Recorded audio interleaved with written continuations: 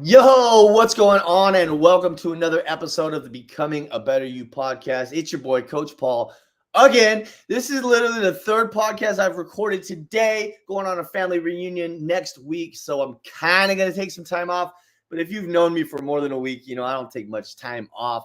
Anyways, super excited about today's podcast guest. She is going to bring some value to the audience. She has a compelling story that all of you listening, whether you're watching this live on one of the social media channels or you're listening to this on the podcast, it's going to come out a couple weeks from now. But Sally's going to bring some value to you all right now. So let's bring her on the show. What's up, Sally? How's it going? Hey, Paul, it's going great. How's it going for you? I'm doing amazing. We've just been it's been an epic day. This is the third podcast I've recorded today. So just going hard, just super excited to be talking to amazing human beings like yourself. Awesome. Wow, I can't wait to see those episodes. Yeah, it's gonna be great. It's gonna be great. So, Sally, tell the audience about yourself, and let's just have a conversation. All right. Well, it's good to see all of you. English is not my first language. It's my fourth language. So I might stumble a little bit. My mother tongue is Cantonese. I was born in Vietnam, but my family is Chinese. So people all often mistaken me as Vietnamese. We came to the US when I was 12, started learning English and started to learn the culture. And I would have to say that I started to immerse in the culture quite quickly because I started learning like habits that Americans do, eating processed food, But bad American habits. But the first thing that hit me really, really hard is the milk in America tastes very different than the milk I have had in other countries. Yeah, the milk in other countries, it tastes really sweet and it just very aromatic, very flavorful. But the first milk I had here was camp, whole milk. So it's not the best. But even the good milk that I drink today, it doesn't taste the way that it does in other countries. So that really kind of shocked me. Now, growing up in America, definitely I learned a lot of different ways of managing money. I actually went to school for medical, funny thing, because I wanted to help people. And psychology was one of the subjects that I was really interested in. But as I was going to college, I started learning about money, how compound interest rate work, how does tax and inflation eventually just eats away my money. And I was 19-year-old at that time, thinking that, gosh, I have no idea what all this are. But if I'm going to be dealing with money for the rest of my life, I better know how money works. And that's how I started getting into the financial industry. And I started becoming an entrepreneur at the age of 19. And can you imagine speaking to a 19-year-old about retirement, growing your money, managing your money? Nobody wanted to talk to me about that because most of the time my clients are 40, 50 years old. Yeah. So I had to build this image that I'm a lot more mature than my age. And I didn't want to tell people how old I was when they asked me. So I had to dress a certain way, my hair, my makeup a certain way, even the way I talk. When I was like 23 years old, people thought I was 32 because of the way I presented myself. Now, I found success 5 years later after I joined the industry. So 24 was when 24 years old was when I started making good income. And at 26, I made my first 6 figures and my income started to grow every year after that. In 2018, I was 28 years old. That was my best year in my career. I was traveling internationally 2 times a year, every single month. I went to another state for business, brought my parents, my daughter to travel, making good income. I was getting 5 figures passive income every single month. So that was really, really good. However, one day I just sat there with my friend and I said, hey, I feel like something's going to happen to me. I feel like this is not going to keep riding smoothly. The universe wants me to learn lessons and there's no lessons learned if everything goes too smooth. Yeah. And long and behold, 2019, my life started going down. I had this, I started seeing a pattern of self-sabotaging. I didn't feel like I was deserving of the success that I was having. So my career was going down, and my personal relationship was going down. I was about to break up with my now husband, but then boyfriend at that time. And that's when I started going down to a self healing journey. And that's 2019. Now, fast forward to 2024. I would have to say that I have learned so much. My imposter syndrome, I would say it's still there, but I don't let that cripple me, right? Because it's not my identity. It's just what I have. I have an imposter syndrome. It's not me. So I separate it, but still acknowledge it. Yeah. So that's really my where I'm coming from, my story. And I feel like mental health is such a taboo subject to talk about in my community, the Asian community, let alone talking about a young female being in finance and finding success in it. Yeah. Yeah, and you know what? So there's a lot to unpack there. Thank you for sharing that story about your life, right? Yeah, I guess I would say first off, it definitely was probably difficult for you at 19 years old, convincing people to let you talk to them about money. Yeah. And I know you thought you were trying to act older, but my girlfriend's Chinese as well, and you know what? She's older than me, and she looks younger than me. Like people have literally thought she was my daughter or something before, so like I don't think you're gonna age very. You don't look your age at all right now either. So definitely hard to convince someone to talk about money if you don't look old enough to know about money, right? Um, Absolutely. but yeah, I really love that you talked about the idea of self-sabotage, right? Because that is something that I feel like a lot of people, both my audience and my clients and myself, have struggled with self-sabotage. I've personally self-sabotaged myself so many times in my life, and it wasn't until I realized that I was worthy of these things, right? And you kind of like touched on that, like feeling like things were going so smooth, and you're like, but you didn't feel like you were deserving of all this, and that self-sabotage that can come from when we don't feel like we're worthy. We don't feel like we're worthy of all the good things we're getting, and so you work in in finances, and what is it you do specifically with your clients that help them with their money? Yeah. So before COVID, I was a financial educator. I did workshops, and I taught in universities, colleges, libraries about how money works. And when I sit down with a client, I do a financial checkup with them so Okay. they can see where they at currently. And then Mm-hmm. I show them a roadmap of where they want to go and what are some of the habits that they're doing right now that is ruining them towards that goal. And we work on shifting that mindset and actually have a game plan. For example, if somebody comes to me and they are not even making enough money, then that's another issue. I tell them, go find a second job. I can't help you grow your money if you don't have extra money. Now, if somebody who, let's say, have a retirement account for 1K, a brokerage account, I help them take a look at where your money at right now. Is it mainly in a very risky place? Is it mainly in a very conservative place? And what about your taxation? Are you paying too much tax right now? How could we reduce your tax bill now and also shift your retirement towards accounts that would give you tax-free retirement in the future? So I do all of that before COVID.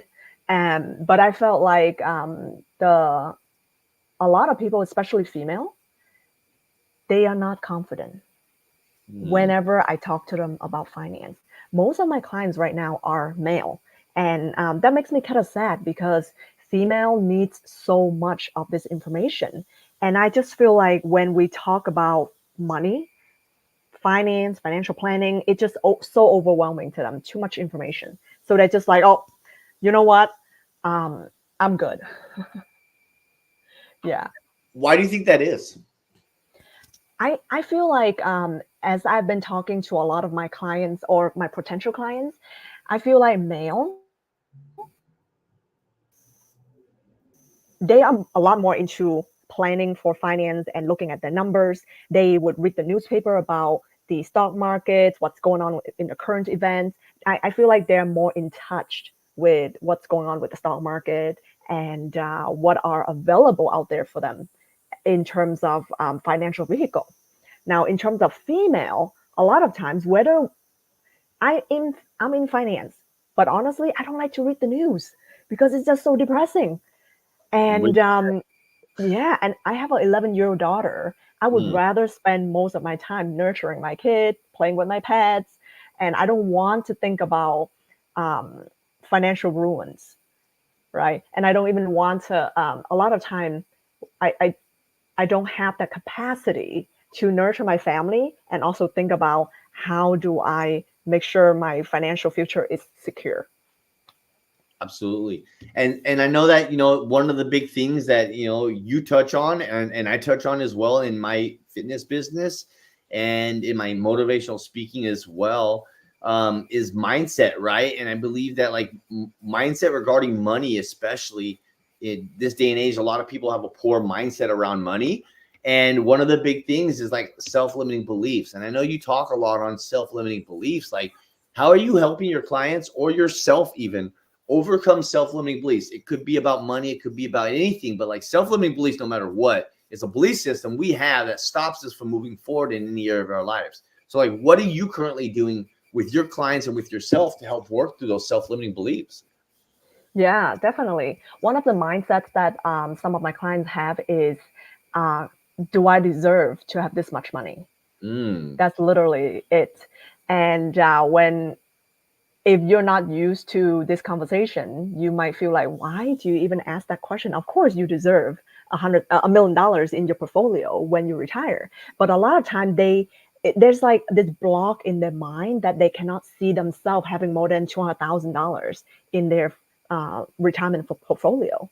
mm, And I have to talk them through. And a lot of time, I can't even do it myself. I have to refer them to either some sort of podcast, some sort of videos that they can see is relatable to them. yeah. Yeah. I actually spoke to a few women that have a victim mindset. And in the beginning, I had the energy to help them. And towards the end, my energy was so depleted. And I had to confront them that, hey, you have this victim mindset where you think that other people are lucky, that they can have it, but you cannot. And because of karma, because the God wants to punish you or something like that. And because of that, it's really tough for you to get out of your current financial situation. And when I brought it up to them, they were fighting for their limiting beliefs. They want to keep it. Yeah. And I just couldn't help them anymore. I said, you know what? Let me send you to somebody else. Yeah, no, It's quite draining. I totally get it. And I think that's like, it's unfortunate because I see that a lot in my industry as well, that a lot of people will fight harder for their self-limiting beliefs than they'll fight for the belief systems that could change the complete trajectory of their life. And for myself, you talked about that victim mentality. A lot of people don't talk about that victim mentality very often. I used to have a victim mentality myself, and then I transitioned to a victor's mentality, right? I went from a victim to a victor. I don't want to be victimized. I want to be victorious, right? And Hmm. so I look at it like I used to have this victim mentality because my mom was on drugs and my dad used to hit me, and I went to juvenile hall at 15 and I was raised in the system and I went to prison for 10. Blah, blah, blah, blah, blah. Poor me, poor me. You know what? The only thing that changed was my mindset when I stopped saying I'm going to be a victim and when I started saying I'm going to be victorious, I'm going to win, I'm going to survive, not just survive, but I'm going to overcome, and I'm going to be at the top echelon of people, that I've been able to make huge changes in my life, and it's changing that mindset. And I find that with a lot of people that have conversations with, a lot of people when it comes to like potentially hiring me as a coach, same like that conversation you just had, they'd rather fight for their self-limiting beliefs and keep themselves in a position they're not happy with than actually take a look at that belief system and realize it's an ass backwards belief system. And when they change that belief system, they're able to actually make some changes in their life. Because I've been there, you've been there, like we've all had those thought processes, Hmm. right? What makes me different from someone else is just changing that mindset, right? Yeah, definitely. And I would have to add, Paul, is that I also had that victim mindset at one point. That's why I had self-sabotaging. But one thing I would say you got to have is self-awareness. I Mm-hmm. noticed that was like the third time it happens. If the same thing happens for the third time, it's not the situation, it's me, because I'm the common denominator. So once I found out, once I have accepted that the problem is me, then I start to go back and ask, what are some of the beliefs that I currently have that has brought me to here? So self-acceptance, number one. Self-awareness is number one, and self-acceptance is number two.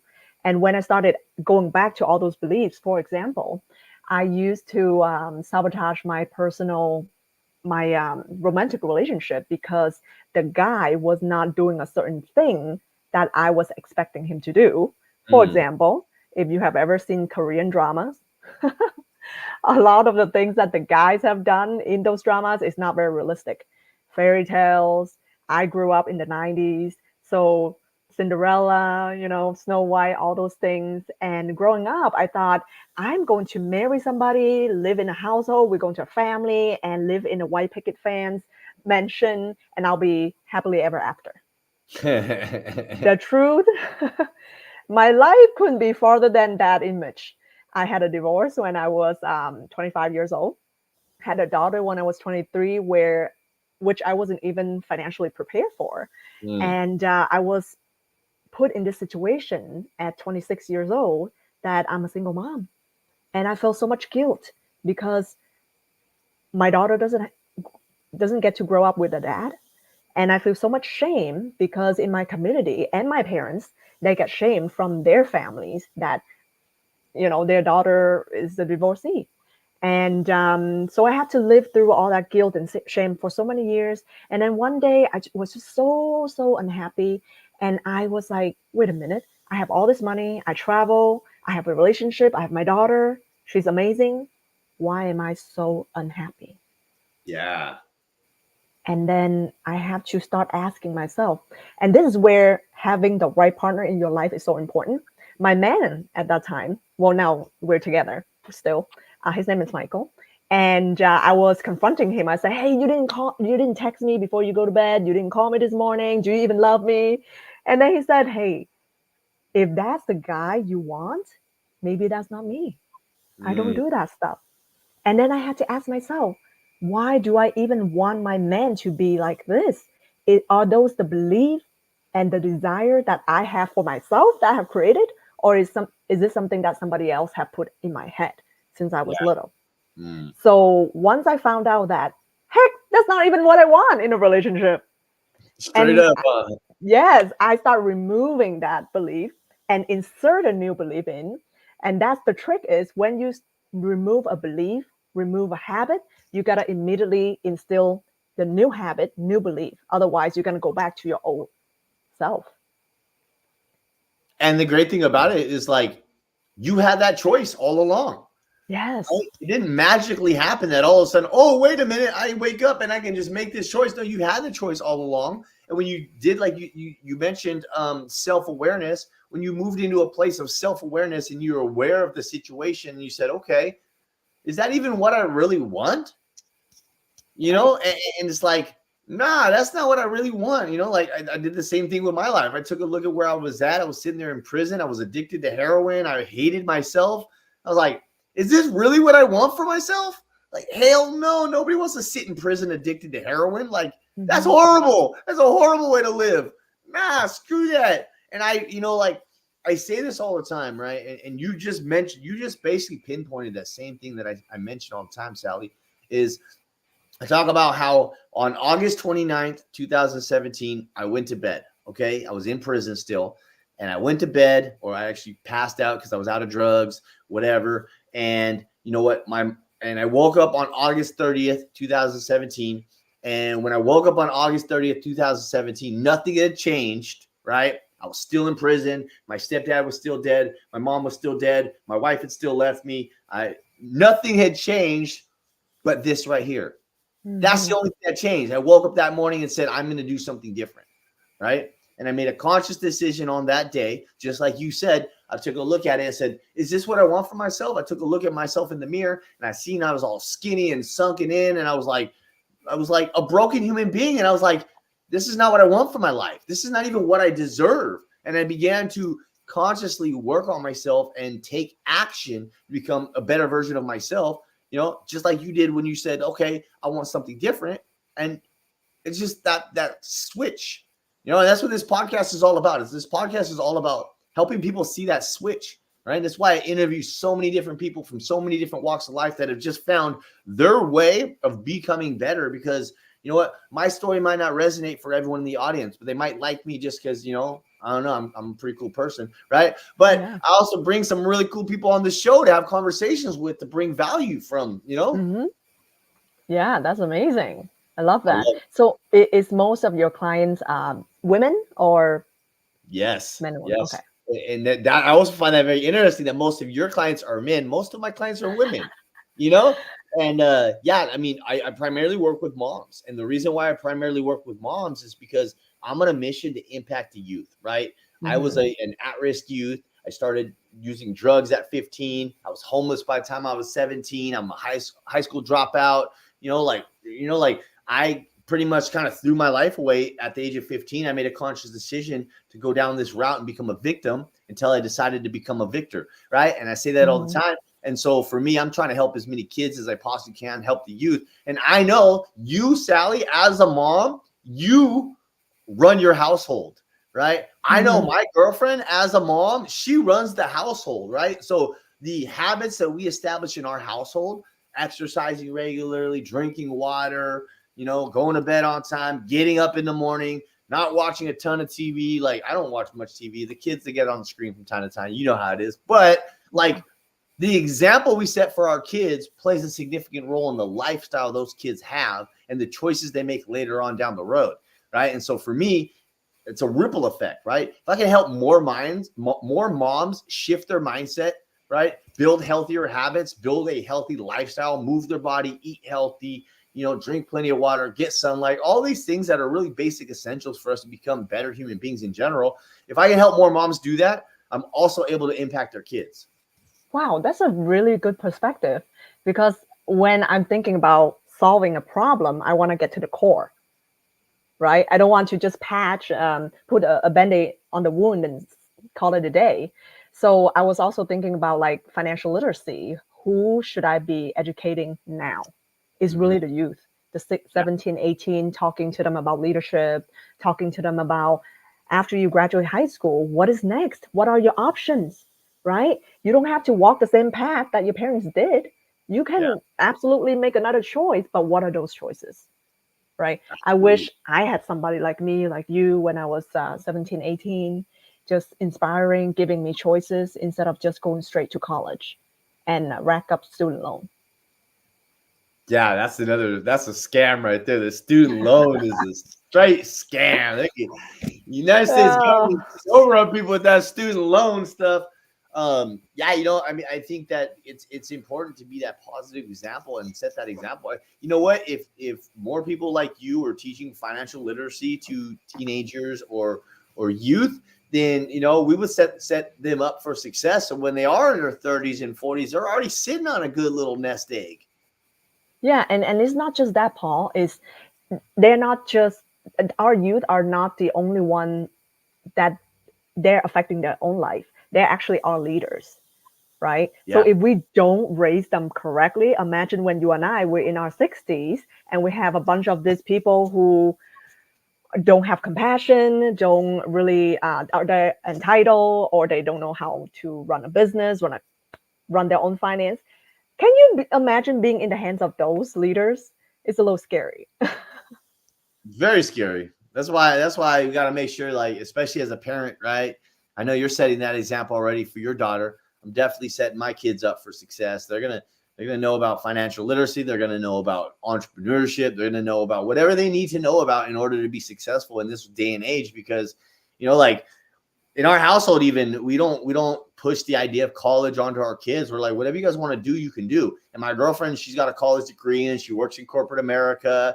And she's like, you know, she's like very high in the rankings of her business, of her where she works, you know, and she works for Bloomingdale's. So it's this big, well-known Wow. company. Like, yeah, she's like, you know, she's high up there too, you know. So she says that example, like as an Asian woman in America, you can climb the ranks in a large billion-dollar company like Bloomingdale's. But then I set the example too, as an ex-con recovering drug addict, you could also start your own business and be a successful entrepreneur helping people on a day-to-day basis. You know, like And so they get to see both those paths. So it's pretty cool to know that, like, as parents, Sally, we have that opportunity to really affect our kids, you know?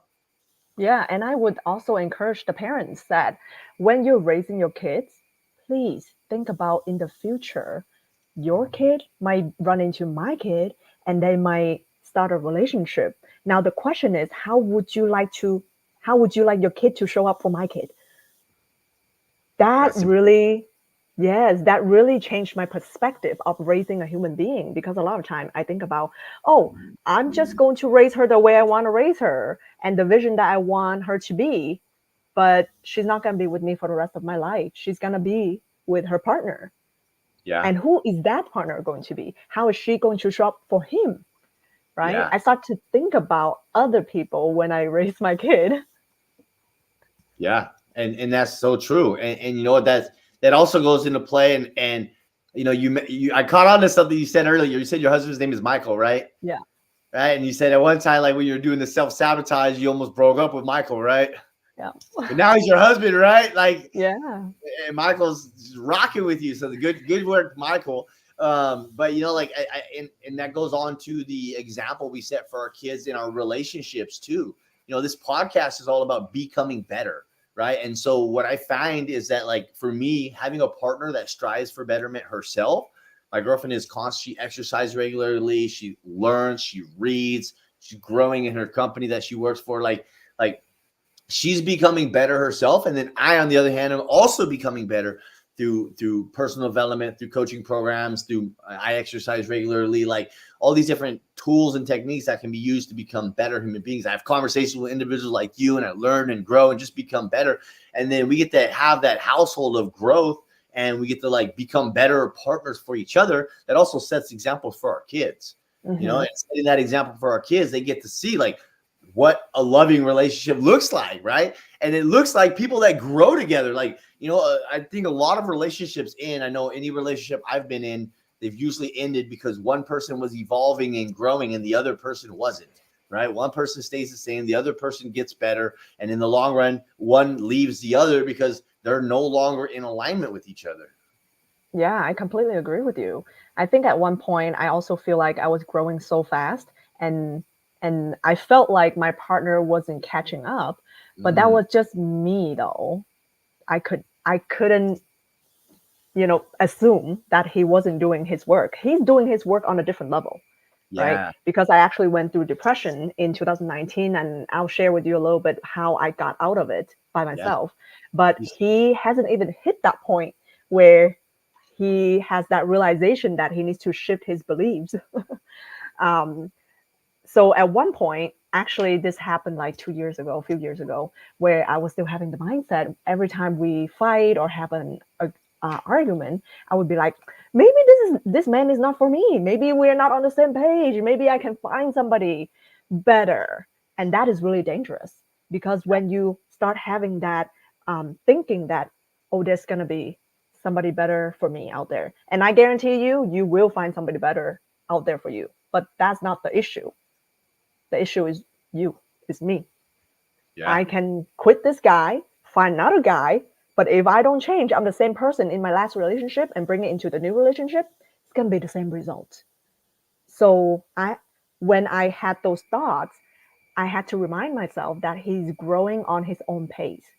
I cannot rush him. We don't have the same personality. I'm an Aries, if you're into astrology. I'm an Aries, I'm a Ram. I'm very impulsive and I get things done, like if I think about something, let's do it. And he's a Libra. He's on the entire opposite spectrum as me. He takes his time. He loves, being beautiful, socializing, and I'm just the opposite. So realizing that he is his own human being, he's not attached to me. I just gotta be me and grow and allow him to be the man, to grow into the man that I would need in my life. Either he will grow into my dream partner, or he will just simply leave and give space to a new partner to come into my life. But so far, he's still around. There we go. I love it. Great work, Michael. Um, Right? Ali, this has been great. We're coming to the end of our conversation. I always like to, at the end of the podcast, ask my guests to leave the audience with something of value. It could be a quote, a thought process, an action step, something like give us some value that the audience can walk away like, I got so much value from that episode and they can take action on it. Yeah. At one point in my life, I was on a really low riding and I made so many mistakes. I got scammed multiple times during that year because my energy was so low. I was attracting those sort of people. And one thing I learned out of that lesson is to never make decisions when your emotion and your energy is low. I was living in a desperate mode. So was I was literally attracting those things. So never make decisions when your emotion and your energy is low. Love it. Very likely you're going to make the wrong decision. Let it go. When you can make the decision when your energy is up again. You are absolutely correct. Sally, this was great. Such a great conversation. Let everyone know where they can find you. Yeah, you guys can find me on Facebook or Instagram. It is Sally Phu on Instagram, and Facebook would be Sally Phu. And shoot me a message. I would love to talk to any one of you. Awesome. And as always, I'll also have her Instagram handle in the show notes. Thank you for your time today, Sally. Thank you so much, Paul. All right, y'all. So there goes another episode of the Becoming a Better You podcast. I told you at the beginning it was going to bring you some value. Send me a message on Instagram. Let me know how you like the show. _coach_Paul. As always, I'm here to serve. I'm here to give you value. I'm here to just help you become better as I continue to become better. You know what? Honestly, this podcast is my selfish way of just interviewing really cool people so I can learn some stuff and become a better human being. But I might as well share it with you guys as well. So as always, 5-star review if you could. I'd really appreciate it. That helps us get seen by more people. Peace and love.